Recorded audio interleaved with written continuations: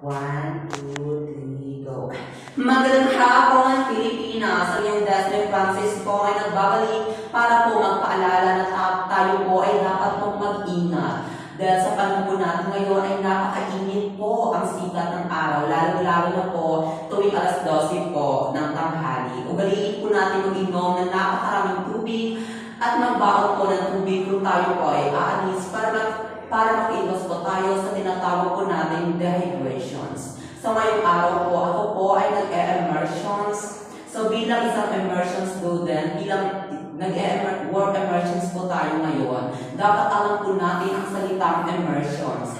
Ang salitang immersions po ay isang educational programs or activities that provide students with an opportunities to gain practical experience or exposure to real world work environments related to the chosen field of studies. It is typically implemented in secondary and higher educations as a part of the curriculum. So, ang pag-immersion po ay depende po sa ating napiling organisasyon na papasukan. So, ang napili ko po ang organisasyon ay ang Department of the Interior and Local Governments. Yun po ay DILG. So, ngayon po is 3 days na lang po kami at marami po kaming natutunan. Unang-una po sa lahat, respetuhin po ang mga empleyado dito po sa munisipyo. Pangalawa po is galangin po lahat ng pumapasok. May hirap man po sila o mayaman. Wala pong posisyon na dapat pinipili dito. Disiplinado po kami dito at nagagampanan po namin ang matrabaho ang aming company. So maraming salamat po.